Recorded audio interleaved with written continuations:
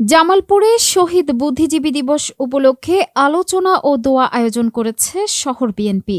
শনিবার ১৪ ডিসেম্বর বিকালে জেলা বিএনপির কার্যালয়ের সামনে শহীদ বুদ্ধিজীবী দিবস উপলক্ষে এই আলোচনা সভা ও দোয়া মাহফিল অনুষ্ঠিত হয়।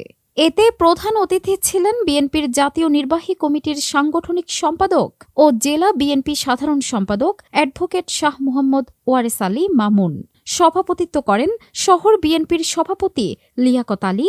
সঞ্চালনায় ছিলেন শহর বিএনপির সাধারণ সম্পাদক শাহ আবদুল্লাহ আল মাসুদ।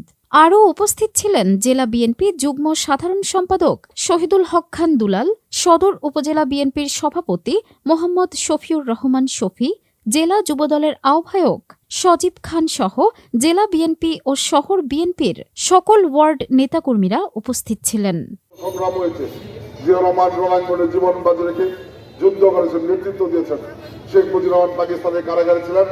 আওয়ামী লীগের নেতারা এই জাতিকে ফাঁকি দিয়ে মুক্তিযুদ্ধ সংগঠনের নামে ভারত দিয়ে নিজেদের জীবন রক্ষা করেছেন। ৭১ সালে মহান স্বাধীনতা যুদ্ধ শহীদ রাষ্ট্রপতি জিয়া রহমানের মেজর জিয়ার স্বাধীনতার ঘোষণার মধ্য দিয়ে বাংলাদেশের ৯ মাস যুদ্ধ চলছিল। এই ১৬ ডিসেম্বর বাংলাদেশ স্বাধীন হয়েছিল।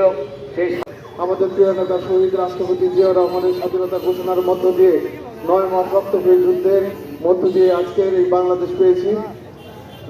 আগামী ১৬ ডিসেম্বর বিজয় দিবস।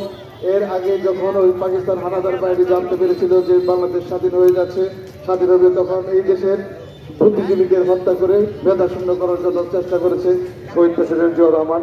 কালুরঘাট কেন্দ্র থেকে প্রথমে স্বাধীনতা ঘোষণা দিয়ে এই জাতিকে মুক্ত করেছিলেন। এই জাতি মুক্ত হওয়ার পর পাক হানাদার বাহিনী এই দেশকে মেধাশূন্য করার জন্য এই আমাদের বুদ্ধিজীবীদেরকে হত্যা করেছে।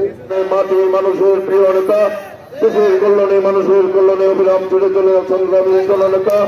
আজকের এই আলোচনা অনুষ্ঠানের সম্মানিত প্রধান অতিথি আমাদের সকলের প্রিয় নেতা জননেতা অ্যাডভোকেট ওয়ারেস আলী মামুন ভাইকে প্রধান অতিথির বক্তব্য রাখার